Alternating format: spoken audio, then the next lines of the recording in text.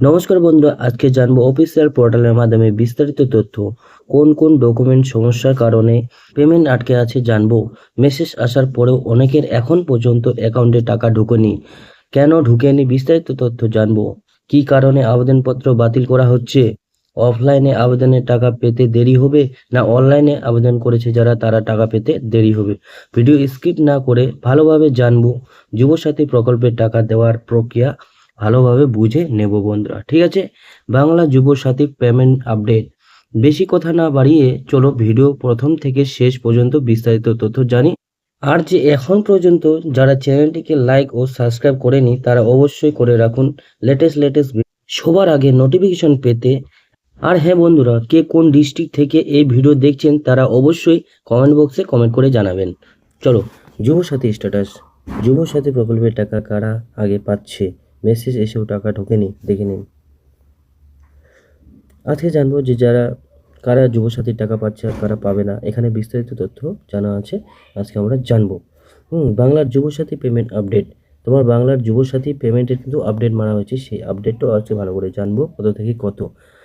যুবসাথী প্রকল্পের মাধ্যমে রাজ্যের 21 থেকে 40 বছর বয়সী যুবক যুবতীদের প্রতি মাসে 500 টাকা করে দেওয়ার কথা ছিল, কিন্তু ভোটের আবহে প্রথম কিস্তির টাকা গত 7 মার্চ শনিবার থেকে গ্রাহকের অ্যাকাউন্টে দেওয়া শুরু হয়েছে।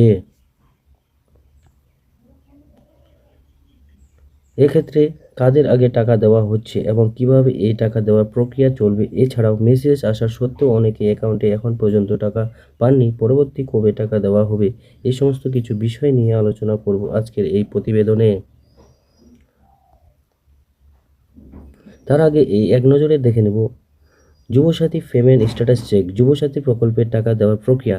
মেসেজ আসা সত্ত্বেও এখনও টাকা ঢোকেনি, যুবসাথী স্ট্যাটাস। ব্যাংক অ্যাকাউন্টে এর সমস্যা। ব্যাংক অ্যাকাউন্টের সমস্যা। আবেদনপত্র ইনপুট এর সমস্যা। Yuvasathi payment status check. Yuvasathi প্রকল্পে টাকা দেওয়ার প্রক্রিয়া। যে সমস্ত যুবক যুবতীরা অনলাইনে বাংলা যুবসাথী প্রকল্পে আবেদন করেছিল তাদের ইতিমধ্যে টাকা ঢোকা শুরু হয়ে গিয়েছে, কারণ তাদের অনলাইনে আবেদন করার ক্ষেত্রে সমস্ত তথ্য পোর্টালে আপলোড ছিল। এরপর শুধুমাত্র ভেরিফিকেশন যাচাই প্রক্রিয়া সম্পূর্ণ হওয়ার পর এদের অ্যাকাউন্টে টাকা দেওয়া শুরু হয়ে গেছে। যে সমস্ত আবেদনকারীরা অফলাইনে যুবসাথী প্রকল্পে আবেদন করেছে তাদের ম্যানুয়ালি সমস্ত তথ্য ডাটা এন্ট্রি অপারেটর দিয়ে ধীরে ধীরে সকলের আবেদনপত্র সংশ্লিষ্ট দপ্তরের পোর্টালে সাবমিট করা হচ্ছে। তাই এক্ষেত্রে তাদের টাকা পেতে একটু দেরি হবে, কারণ আবেদনের সমস্ত তথ্য আপলোড করার পর সেটিকে আবার পুনরায় ভেরিফিকেশন করা হবে, যা যথেষ্ট সময় সাপেক্ষ। কী কারণে আবেদনপত্র বাতিল করা হচ্ছে? আবেদনকারীদের তথ্য ভেরিফিকেশনের সময় কিছু নির্দিষ্ট কারণে আবেদন পেন্ডিং বা বাতিল হতে পারে, যেমন আবেদনকারীর বয়স অবশ্যই 21 থেকে 40 বছরের মধ্যে হতে হবে, এর বাইরে হলে আবেদন গ্রহণ করা হবে না। এছাড়া কেউ আগে থেকে লক্ষ্মী ভাণ্ডার বা অন্যান্য রাজ্য সরকারের প্রকল্পের সুবিধা পেয়ে বা পরিচয়পত্রে ত্রুটি থাকলে ভেরিফিকেশন সমস্যা হতে পারে। মেসেজ আসা সত্ত্বেও কেন এখনও টাকা ঢোকেনি? যুবসাথী স্ট্যাটাস। যুবসাথী প্রকল্পের আবেদনকারী অনেক যুবতীদের রেজিস্টার মোবাইল নাম্বার এবং হোয়াটসঅ্যাপ নম্বরে একটি মেসেজ আসে, কিন্তু সেই মেসেজ আসার পরেও অনেকের এখন পর্যন্ত অ্যাকাউন্টে টাকা ঢোকেনি। ট্রেজারি থেকে মেসেজ বা সত্ত্বেও আপনার অ্যাকাউন্টে যদি টাকা না ঢোকে, সেক্ষেত্রে মূলত দুটি সমস্যা থাকতে পারে। বাংলার অ্যাকাউন্টের সমস্যা। 1 নম্বর সমস্যা, বাংলা অ্যাকাউন্টের সমস্যা। কী সমস্যা? অনেক আবেদনকারীদের যে ব্যাংকের সঙ্গে আধার সেন্ডিং রয়েছে সেই অ্যাকাউন্টে চালু নেই বা বন্ধ হয়ে গেছে।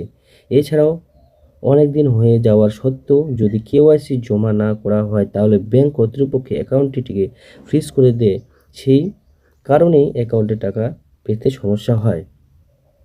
অনলাইনে বা অফলাইনে আবেদন জমা করার পরে ভেরিফিকেশন হয়ে যাওয়ার পর আবেদনপত্র ট্রেজারিতে পাঠানো হয়, সেখানে ম্যানুয়ালভাবে অ্যাকাউন্ট নাম্বার ইনপুট করে টাকা পাঠানো হয়। সেক্ষেত্রে অনেক সময় ভুল নাম্বারে টাকা পাঠানো হয়ে গেলে পেমেন্ট ফেল দেখায়।